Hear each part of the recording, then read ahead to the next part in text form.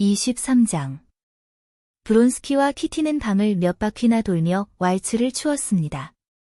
첫 번째 왈츠가 끝나고 키티가 어머니에게 갔을 때 노르드스톤 백작 부인과 몇 마디 나누기도 전에 브론스키가 첫 번째 쿼드리를 청하기 위해 다시 다가왔습니다.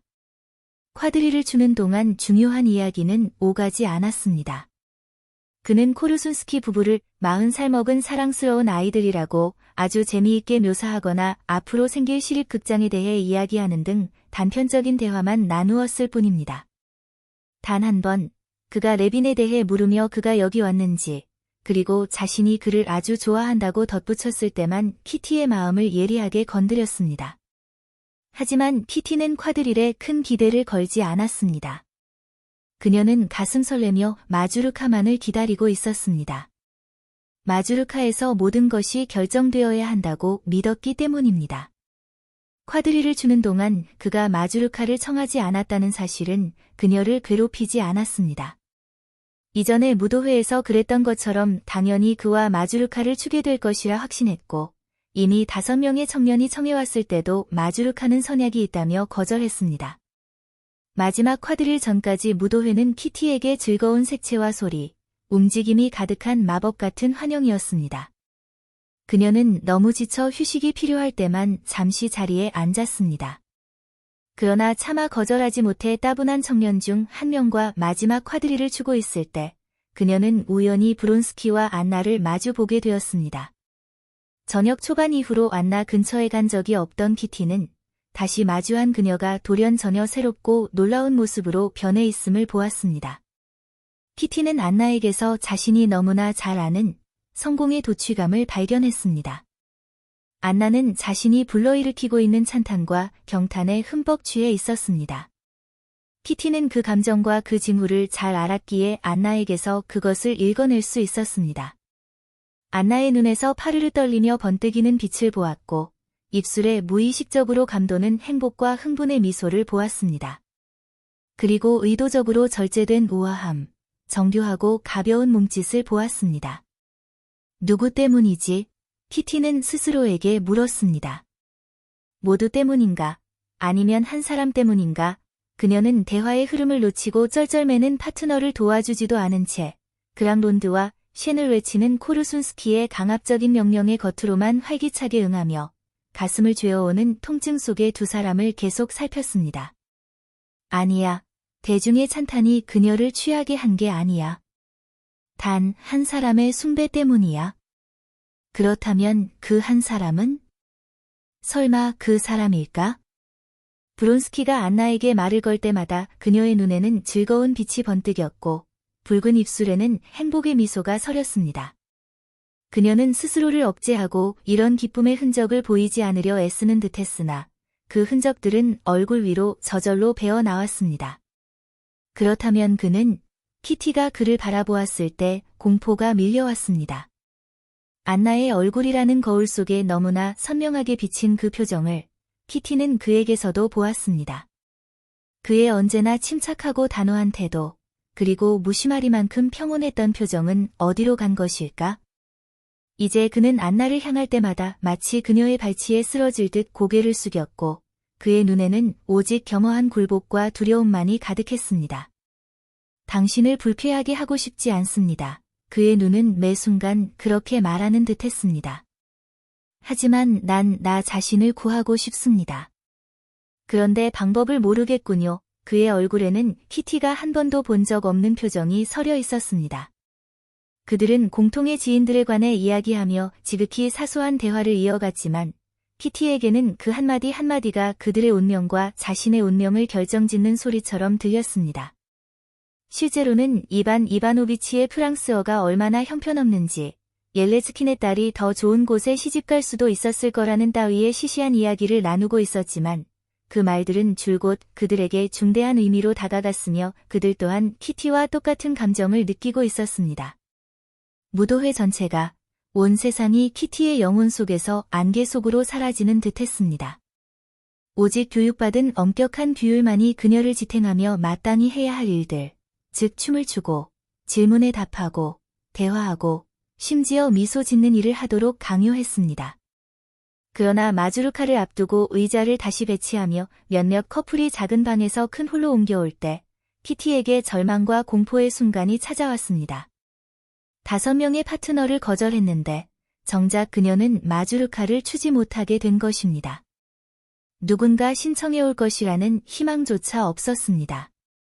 그녀는 사교계에서 워낙 성공 가도를 달리고 있었기에 그녀가 지금까지 파트너 없이 남아있을 거라는 생각은 누구도 하지 못했기 때문입니다. 어머니에게 몸이 좋지 않다고 말하고 집에 가야 했지만 그럴 기운조차 없었습니다. 그녀는 완전히 뭉개진 기분이었습니다. 키티는 작은 거실의 가장 먼 구석으로 가서 낮은 의자에 몸을 묻었습니다. 가볍고 투명한 치마가 가느다란 허리 주위에 구름처럼 피어올랐습니다. 힘없이 늘어진 한쪽에 가늘고 부드러운 소녀의 팔은 분홍색 튜닉 드레스 주름 속에 파묻혔고 다른 한 손에는 부채를 든 채 타오르는 얼굴을 향해 빠르고 짧게 부채질을 했습니다. 나비가 풀잎에 매달려 막 무지개 빛깔 날개를 펴고 새로운 비행을 시작하려는 듯한 모습이었지만 그녀의 심장은 끔찍한 절망으로 아파오고 있었습니다. 23장 브론스키와 키티는 방을 몇 바퀴나 돌며 왈츠를 추었습니다. 첫 번째 왈츠가 끝나고 키티가 어머니에게 갔을 때 노르드스톤 백작 부인과 몇 마디 나누기도 전에 브론스키가 첫 번째 쿼드리를 청하기 위해 다시 다가왔습니다. 쿼드리를 추는 동안 중요한 이야기는 오가지 않았습니다. 그는 코르순스키 부부를 40살 먹은 사랑스러운 아이들이라고 아주 재미있게 묘사하거나 앞으로 생길 시립극장에 대해 이야기하는 등 단편적인 대화만 나누었을 뿐입니다. 단 한 번, 그가 레빈에 대해 물으며 그가 여기 왔는지, 그리고 자신이 그를 아주 좋아한다고 덧붙였을 때만 키티의 마음을 예리하게 건드렸습니다. 하지만 키티는 쿼드릴에 큰 기대를 걸지 않았습니다. 그녀는 가슴 설레며 마주르카만을 기다리고 있었습니다. 마주르카에서 모든 것이 결정되어야 한다고 믿었기 때문입니다. 쿼드릴을 주는 동안 그가 마주르카를 청하지 않았다는 사실은 그녀를 괴롭히지 않았습니다. 이전에 무도회에서 그랬던 것처럼 당연히 그와 마주르카를 추게 될 것이라 확신했고 이미 5명의 청년이 청해왔을 때도 마주르카는 선약이 있다며 거절했습니다. 마지막 쿼드릴 전까지 무도회는 키티에게 즐거운 색채와 소리, 움직임이 가득한 마법 같은 환영이었습니다. 그녀는 너무 지쳐 휴식이 필요할 때만 잠시 자리에 앉았습니다. 그러나 차마 거절하지 못해 따분한 청년 중 한 명과 마지막 쿼드릴을 추고 있을 때 그녀는 우연히 브론스키와 안나를 마주 보게 되었습니다.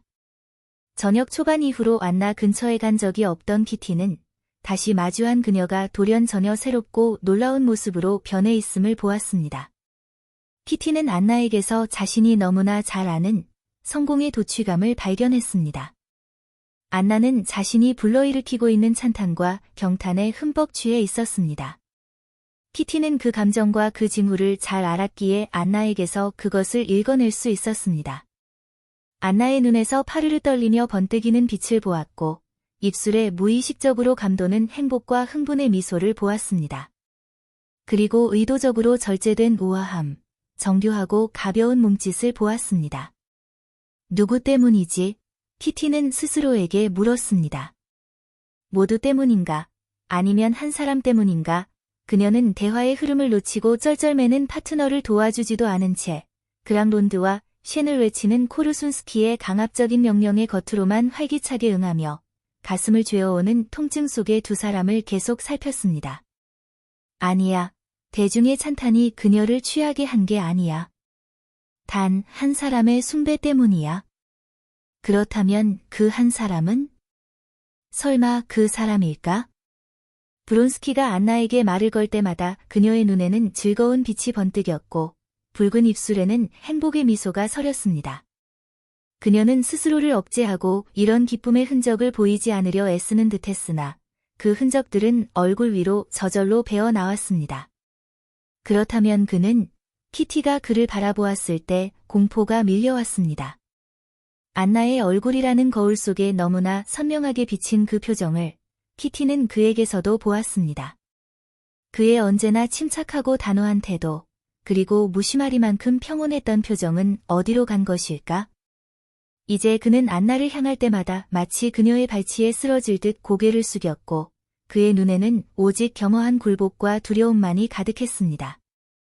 당신을 불쾌하게 하고 싶지 않습니다. 그의 눈은 매 순간 그렇게 말하는 듯 했습니다. 하지만 난 나 자신을 구하고 싶습니다.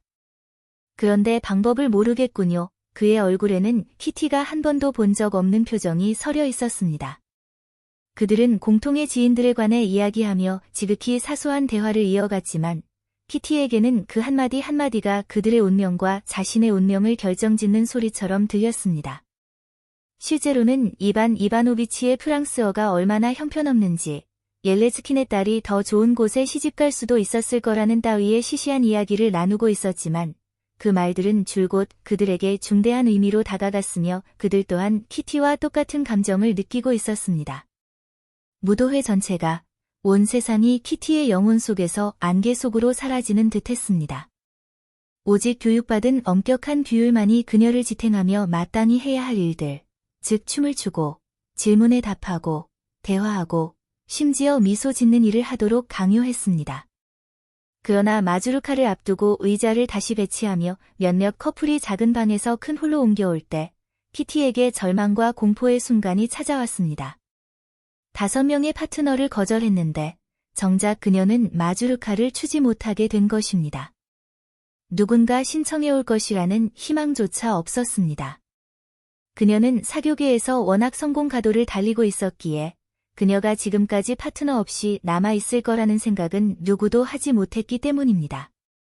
어머니에게 몸이 좋지 않다고 말하고 집에 가야 했지만 그럴 기운조차 없었습니다. 그녀는 완전히 뭉개진 기분이었습니다. 키티는 작은 거실의 가장 먼 구석으로 가서 낮은 의자에 몸을 묻었습니다. 가볍고 투명한 치마가 가느다란 허리 주위에 구름처럼 피어올랐습니다. 힘없이 늘어진 한쪽에 가늘고 부드러운 소녀의 팔은 분홍색 튜닉 드레스 주름 속에 파묻혔고 다른 한 손에는 부채를 든 채 타오르는 얼굴을 향해 빠르고 짧게 부채질을 했습니다. 나비가 풀잎에 매달려 막 무지개 빛깔 날개를 펴고 새로운 비행을 시작하려는 듯한 모습이었지만 그녀의 심장은 끔찍한 절망으로 아파오고 있었습니다.